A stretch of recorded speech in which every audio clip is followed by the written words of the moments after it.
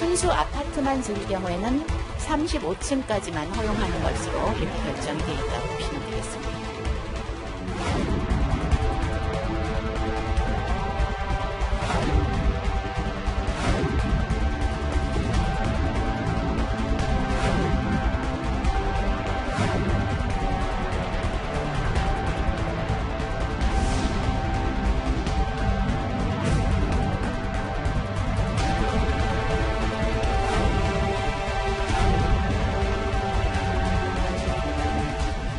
억 원 이상 국가주택에 대한 매매, 자금 질적 의심 거래를 상시 조사하고 임대인이 전세를 월세로 바꾸는 것도 최소화하는 방안을 검토하겠습니다.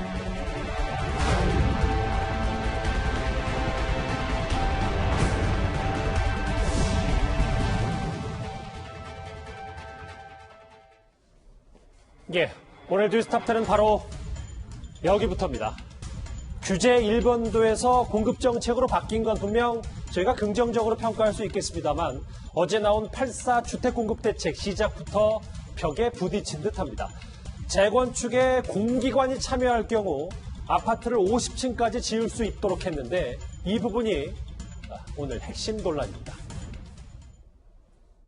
도시규제 완화를 통하여 주택을 획기적으로 공급하는 고밀 재건축을 도입하겠습니다. 용적률을 300%에서 500% 수준으로 완화하고 층수도 50층까지 허용하는 고밀 재건축을 통하여 향후 5만 호 이상의 주택 공급을 확보해 나갈 계획입니다.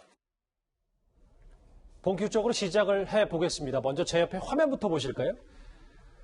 서울의 대표적인 재건축 해당 아파트 단지인 압구정 현대아파트입니다. 지금 현재 아파트가 한 15층 정도 이렇게 펼쳐져 있는데 만약에 정부의 방침대로 50층까지 허용할 경우 이렇게 단지가 크게 한강변의 스카이라인이 바뀌게 됩니다. 이건 일단 정부의 바람, 정부의 정책 얘기고요. 만약에 이렇게 바뀐다면 꽤 새로운 모습이 되긴 할 텐데 그런데 장혜철 평론가님. 홍남기 부총리 얘기는 여기서 얻는 재건축 조합원, 주민들의 이익이 90% 이상 나라가 가져가겠다. 라는 말 때문에 지금 논란이 좀 커지고 있잖아요. 네, 사실상 공공 재건축을 추진하겠다는 것인데 전제 조건이 있습니다. 재건축 단지의 조합원들이 여기에 동의를 하고 공공 재건축 신청을 해야 되잖아요. 그런데 말씀하신 것처럼 이 용적률을 상향시켜주는 이익, 초과 이익의 90%가량을 나라가 이제 가져가겠다는 말은 무슨 뜻이냐? 고층을 허가해주는 대신에 그 늘어나는 세대의 50에서 70%는 국가에 기부 체납해야 된다는 뜻입니다. 예. 그렇게 되면 그 많은 세대의 수가 공공 임대 세대로 전환이 되게 되겠죠. 이러면 기존의 조합원들 입장에서는 세대는 늘어나지만 본인들이 부담해야 되는 재건축 비용이나 이익 같은 경우가 거의 변동이 없기 때문에 굳이 더 많은 세대를 빽빽하게 세워가면서까지 이 공공 재건축에 참여할 결정적인 경제적 동기가 사라지는 것이죠. 사실 용적률이 늘어나게 되면 같은 아파트 단지 안에 세대가 많아진다는 것이고요. 세대가 많아지면 필연적으로 주차 문제라던가 근처의 교통 문제는 거주 편의성은 떨어질 수밖에 없습니다. 예. 거주 편의성은 떨어지는데 이로 인한 재건축 이익은 정부에서 대부분 가져간다. 민간 조합원들은 거의 동하지 않을 가능성이 높고 실제로 지금 서울시의 교통과나 이런 담당자들, 전문가들의 말을 봐도 지금 같은 상황에서 강남이나 여의도의 주요 재건축 단지가 정부의 구상대로 공공이 재건축에 참여할 가능성은 매우 낮아 보인다.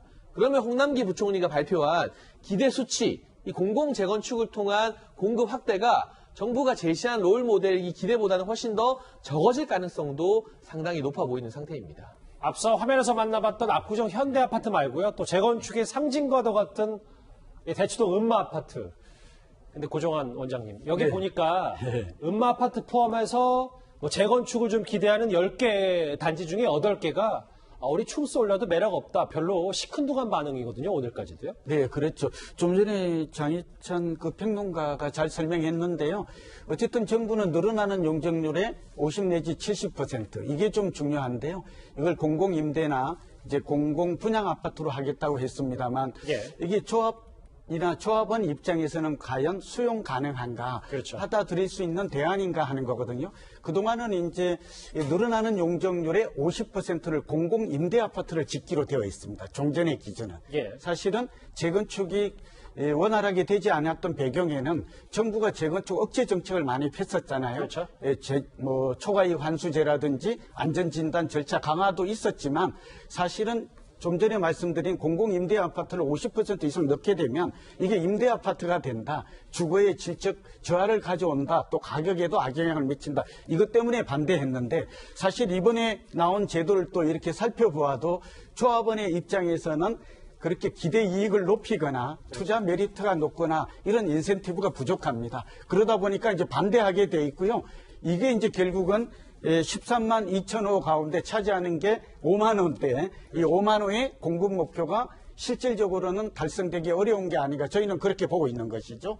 네. 그 부분을 좀 더 짚어봐야 될 게 어제 분명히 홍남기 부총리는 13만 2천 가구가 늘어날 수 있다. 근데 네. 앞서 하정대 국장 저희가 아까 짚어봤던 대로 재건축 단지에서 별로 호응이 없으면 거기서 5만 원은 빠지면 그 13만 원은 다 희망 고문 정도 되는 거 아닙니까? 그렇죠. 지금 이제 전체 13만 2천 가구 중에 무려 7만 가구가 이제 공공 재건축하고 공공 재개발이거든요. 그중에 이제 공공 재건축이 5만 가구인데 현재 재건축을 이제 추진하고 있는 93개 재건축 단지가 있습니다. 그게 26만 가구입니다. 그런데 거기에서 약 한 20%가 참여를 할 것이다. 이렇게 예상을 하고 5만 가구를 예상을 해놓은 겁니다. 그렇죠. 그런데 지금 당장 이 발표가 어제 나자마자 이제 언론사에서도 거기를 한번 직접 문의도 하고 해보니까 전체적으로 이 중에 80%는 참여하지 않겠다. 실제로는 아마 80% 넘어갈 것 같습니다. 그러니까 참여하지 않겠다고 하는 데가 80%가 넘어가니까 예. 과연 지금 현재 용적률을 높여가지고 그중에 50에서 70% 용적률 높여서 늘어나는 세대에 50에서 70%를 국가가 가져간다고 했을 때 과연 민간 재개발을 추진하고 있는 지금 재개발 단지에서 이분들이 과연 여기에 참여하겠다고 과연 할 것인가. 대부분이 지금 음마아파트 같은 경우 가장 지금 이제 물량이 많은 곳인데 거기에서도 지금 위원장이 참여하지 않겠다라고 하는 의향을 비치고 있거든요. 그래서 예. 정부가 적어도 지금 90%까지 개발 이익을 환수하겠다. 이런 것들을 좀 더 완화해가지고 참여율을 높이지 않는다면은 저기 13만 2천 가구에 7만 가구 이 얘기가 특히 공공재건축 5만 가구는 허수로 변할 가능성이 매우 높다고 볼 수 있습니다. 또 하나 짚어볼 얘기가요. 그러니까 어제 정부 당국이 밝혔던 것처럼 서울의 자투리 땅들을 좀 모아서 그곳에 공공주택을 짓겠다. 그 공공주택을 누구에게 주냐? 바로 30대, 20, 30대 젊은 신혼부부에게 주겠다는 건데요. 고정원 원장님. 그런데 여기 정부의 정책대로 여기를 입주할 때 만약에 분양가가 5억 원이라면 입주할 때 여기에 한 4분의 1 정도만 미리 내고 나머지는 20년 동안 나머지를 갚는다. 이 정책도 효과적이라고 보세요? 어떻게 평가할 수 있을까요? 저는 이제 자금력이 부족해서 지금 전세를 살고 있는데 내 집 마련하려고 하는 30, 40 세대에게는 상당히 그 매력적인 제도입니다. 예. 그러니까 말하자면 지금 대출 규제를 많이 강화했잖아요.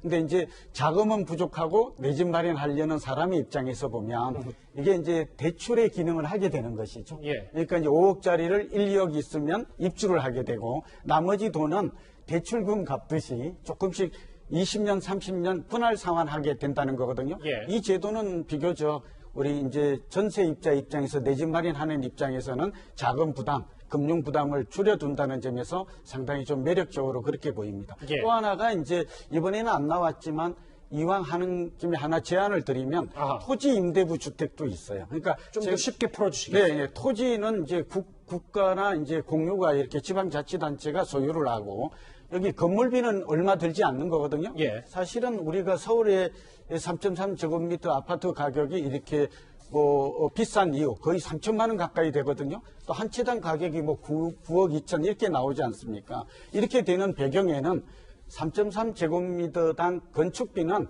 한 500에서 많아야 한 600만 원 됩니다. 그럼 나머지 이렇게 비싼 이유가 뭘까요? 그건 결국 땅값에서 높은 땅값에서 발생하는 것이고 강남이 비싼 이유도 따지고 보면 건축비의 차이가 아니라 토지비의 차이가 있는 거거든요. 그렇죠. 그러니까 이럴 때 이제 땅값은 국가가 소유하고 이제 30년 내지 40년 이렇게 건물만 이렇게 분양을 한다면 낮은 가격에 내 집 마련할 수 있는 그런 기회를 제공한다는 점에서 매우 매력적이라고 볼 수가 있죠. 알겠습니다. 일단 뭐 이 자체는 괜찮은 평가를 고종환 의원님께서 주셨는데 물론 일단 첫 단추부터 시장의 환영을 받지 못한 8.4 대책입니다.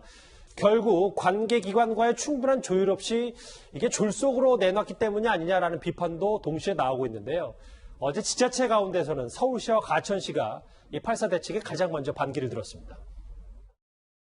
공공기관이 참여해서 사업을 주도적으로 가는 것은 재건축 시장의 여러 특성상 언밸런스한 문제다. 정부 정책에는 참여해서 가야겠지만 서울시에서는 공공재건축으로 가는 것은 방향성 측면에서는 적극 찬성하기는 힘들다. 오늘 당정청회의에서 밝힌 서울시의 입장입니다. 공공참여 고밀도 재건축은 재건축 추진의 패러다임의 획기적 전환이다. 재건축 시 양질의 공공분양주택과 양질의 임대주택을 함께 공급하고자 하는 고밀 재건축은 서울시의 재건축 방향과 일치한다. 김지욱 교수님, 어제까지만 해도 서울시는 이 공공주택 재건축에 대해서 방향성 측면에서는 적극 찬성하기 힘들다고 했다가 어제 뉴스탑10 중간에도 저희가 살펴봤고 오늘도 패러다임의 전환이다라고 해서 집권 여당의 뜻과 같이 하는 듯한 모습을 보였는데 중요한 건 왜 입장이 바뀐 게 중요한 게 아니고 이렇게 되면 국민들이 정책을 신뢰할 수 있는지 신뢰도는 바닥에 떨어진 다음이 아닌지 뭐 이런 생각도 들어서요. 그러니까 좀 다른 건 모르더라도 이 주택 정책 같은 경우는 매번 소잃고 외양간 고치는 격들이 많이 있는 것 같아요. 그러니까 지금 두 가지 아니겠습니까? 주택 공급을 해야 되는데 거의 그러니까 LH나 SH가 공사가 들어갔을 때는 민간 업체 같은 경우가 들어가지 않으려고 할 거 아니냐라는 거하고 지금 아파트라고 하는 게 대부분 지금은 상당히 상품적인 성격이 많은데 거기에 민간 아파트라는 브랜드를 갖지 않았을 때 이게 얼마만큼 가치가 있을 것인가? 이 두 가지 때문에 저희 공공 재건축이라고 하는 의미가 있음에도 불구하고 시장에서 반응이 좀 없을 거라고 하는 판단이 있는 거고 서울시도 그 부분을 상당히 우려했던 건데 이걸 좀 미리 서로 서울시랑 다 좀 조율을 했어야 되는 건데 거의 그런 거 있지 않습니까? 다주택자를 규제하겠다고 얘기했는데 고위공직자들이 그 주택을 팔지 않게 되니까 정부 정책이 이대로 작동이 되는 거야라고 하는 상당히 시장이 믿지 않았던 게 분명히 있었는데 이번에 동일한 일이 발생한 거죠. 그래서 마찬가지지만 13만 호를 얘기했는데 지금 5만 호가 어정쩡한 상황에 빠져 있어요. 저는 어떤 형태로든지 잘못된 거지만 공공 재건축을 하겠다고 얘기한다면 정부가 신뢰를 줄 수 있는 시그널을 줘야 한다는 생각이 드는 거고요. 이 부분에 대해서도 빨리 설명을 해서 정책이 시작하자마자 그것이 만약에 제대로 작동 안 된다면 전체를 다 믿지 않을 수 있으니까요. 그 부분에 대한 좀 정부와 서울시가 다음 수도 대책을 좀 더 정확하게 국민에게 설명을 했으면 좋겠습니다. 조율이 더 필요하셨다고 말씀하셨는데 어제부터 노원구청장은 대통령에게 서한문까지 보냈고 과천시장, 서울시도 바로 반발을 나섰는데 근데 고정환 장님 전문가시니까 만약에 50평 재건축 올리는 거 서울시가 계속 반대라거나 그 입장을 고수하면 아무리 국토부나 청와대 정부라도 어떻게 할 수 없는 부분 아닙니까? 강제할 수 없는 거죠. 왜냐하면 인허가권자가 서울시기 때문이고요. 제가 또 서울시 옹호한다기보다 이렇게 입장을 보면 사실은 저희 같은 전문가나 이제 학자들이 서울시의 도시계획위원 이런 데로 많이 참여하고 있어요. 그렇습니다. 이번에도 2030 도시플랜 제도가 있는데 이거는 좀 국토부가 잘못한 것 같아요. 기재부도. 왜냐하면 그동안 오랫동안 이 재건축을 억제해왔던 관리해왔던 기준이 있어요. 그게 2030이라고 볼 수 있고 여기에 35층 층고 제한이 있거든요. 그리고 이제 복합 건물을 지을 때는 40층까지 가능하다. 요즘 이제 반발을 하는 게 이제 압구정 현대나 잠실 주거보다 이제 엄마 아파트 이곳들인데 이곳들은 주거지기 때문에 35층 규제에 묶여 있었어요. 그런데 서울시가 갑자기 이렇게 금과 옥조처럼 이렇게 여겨왔고 관리했던 기준이 있는데 이걸 하루아침에 바꾸는 것은 굉장히 모양새가 빠져요. 그러니까 이것도 또 저희 같은 전문가 입장에서는 하루아침에 이렇게 일관성이 중요한데 그러니까 서울시를 두둔하는 게 아니라 충분한 이유와 이런 설명이 좀 있어야 될 텐데 이런 게 하나 있고요. 두 번째는 좀 김종욱 교수님과 말이 같은데 굉장히 이번에는 좀 기대가 많았어요. 왜냐하면 주택 공급 확대 TF도 마련이 되었고 그동안 얼마나 지적이 많았어요. 실패했다고. 그래서 이번에는 제대로 된 아주 정밀화된 이런 세밀화된 대책이 나올 줄 알았는데 이게 사전에 조율도 안 되고 또 중앙정부와 지방정부 간에도 이렇게 엇박자가 나는 거예요. 제가 하나 좀 꼬집고 싶은 게 사실은 이 지방자치단체도 문제예요. 태릉 골프장 같은 경우에는 이제 저 같은 경우는 찬성하고 또 이 공공의 회의도 가서 이런 얘기를 했었는데요.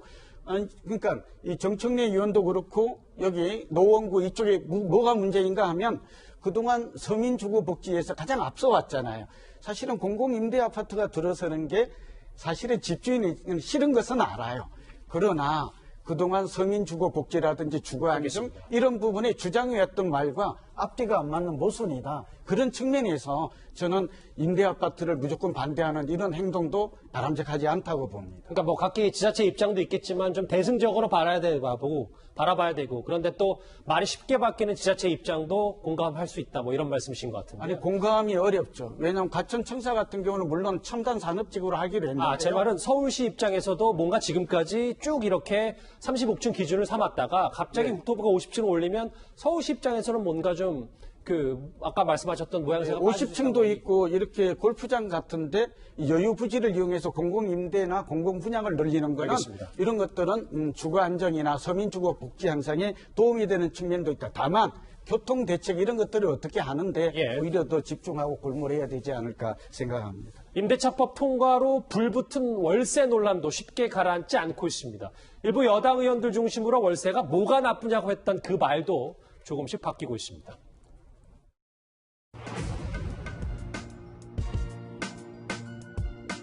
대한민국에만 있어야 되고 아니 몇몇 나라에만 있어야 되고 왜 그 문제로 서민들이 고통을 받아야 되는지 저는 그게 참 의문입니다. 지금은 이제 저금리 시대이기 때문에 자연스럽게 전세에서 월세로 전환되는 과정에 있고요.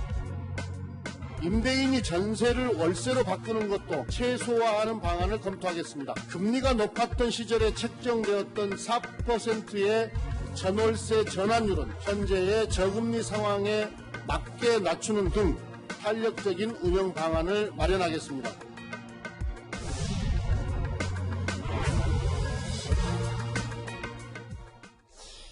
중요한 건 정책은 신뢰가 중요한데 장혜철 평론가님. 김현미 장관도 그렇고 결국은 월세가 뭐가 나쁘냐라고 집권 여당의 몇몇 의원들이 얘기하다가 좀 여론이 좀 뜨겁게 달아오르니까 이런 월세 보완 정책들을 좀 내놓은 겁니까? 그러니까 국민들이 지금 여당의 입을 신뢰하기가 상당히 힘들어지는 거죠. 정책 방향이 옳고 그르고를 떠나서 이 정부와 여당의 부동산 정책에 과연 일관된 방향성이라는 것이 있는가 여기에 대해서 혼란을 느끼는 시장이 더욱더 불안해질 수밖에 없는 겁니다. 이번에 임대차 3법 통과되면서 많은 전문가들이 이렇게 되면 전세의 월세 전환을 가속화시킬 수 있다고 지적했습니다. 그래서 더불어민주당의 소병훈 의원 같은 경우는 전세 제도가 오히려 서민들에게 부담이 되는 건 아니냐는 말도 했고요. 윤준병 의원 같은 경우는 전세의 월세 전환은 세계적인 추세다. 이게 나쁜 게 아니다. 오히려 전세를 고집하는 사람들이 개발 시대의 의식에 머물러 있다고 비판하기도 해서 여론의 문매를 맞았는데 그러자 뒤늦게 또 김태년 원내대표가 이 전세 소멸을 막겠다고 나서고 있고 김현미 국토부 장관 같은 경우는 전월세 전환율이 현행 4%, 그러니까 1억짜리 전세를 월세로 전환하면 연 임대 수익을 400만 원 정도 받을 수 있게 법적으로 규정이 되어 있는데 이게 너무 월세 수익을 집주인이 많이 가져가는 것 같다. 이 전환율을 4%보다 낮게 조정하는 방안도 검토하겠다. 나아가서는 전세를 함부로 집주인 마음대로 월세로 못 바꾸게 하는 방안도 검토하겠다고 하는데요. 이런 부분이 나오니까 아니 월세 갖는 거 괜찮다고 했다가 이제는 또 왜 막겠다는 거지라는 의문이 일단 첫 번째로 들 수밖에 없는 것이고 지금도 전월세 전환율이 4%라고 하지만 실제 한국감정원 통계를 보면요. 전국적으로는 5.9% 그리고 뭐 경북 같은 것은 8.6%에 달합니다. 실제로 이게 형사처벌받는 조항이 아니다 보니까 시장에서는 제대로 지켜지지 않고 있는데 이 수치를 낮추는 게 과연 의미가 있을까? 그리고 이 수치 같은 경우는 기존의 전세 매물을 같은 이제 세입자에게 월세로 전환할 때 해당되는 것이지 신규 계약할 때는 이게 전혀 적용이 안 되거든요. 실질적으로 국토부가 나선다 한들 이 월세의 비용을 낮추는 데는 큰 도움이 안 될 거라는 회의적인 반응도 있기 때문에 임대차 보호법이나 부동산법 통과한 부작용을 줄이려는 또 다른 규제가 과연 시장에서 제대로 먹혀들까? 아직까지 많은 국민들은 고개를 갸웃거릴 수밖에 없는 시점이지 않을까 합니다. 또 하나 오늘 정부는 단속 강화 카드도 꺼내들었습니다. 부동산 시장 교란 행위는 절대로 용납할 수 없다는 원칙 아래 9억 원 이상 고가주택에 대한 매매, 자금 출처 의심 거래를 상시 조사하고 결과적으로 그 결과를 주기적으로 공표하도록 하겠습니다. 고종환 정리 이 부분이에요. 여기 홍남기 부총리가 9억 이상 고가주택 매매 자금 출처 상시 조사.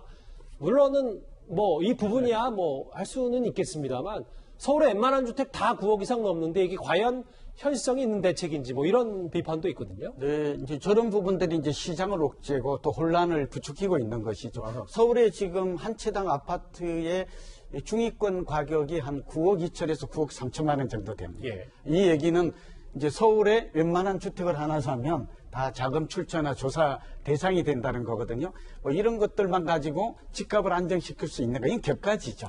예, 그런 측면에서 앞서 이제 장 평론가께서 말씀하셨지만 지금 가장 중요한 것은 사실은 이 집값에 대한 단속이나 이 자금 출처 이런 것들이 아닙니다. 예. 그러니까 말하자면 뭐 지옥고라고 그래서 지하방이나 옥탑방, 고시원에 있는 이렇게 우리 밀레니얼 세대들이 주거비 부담이 많은 것.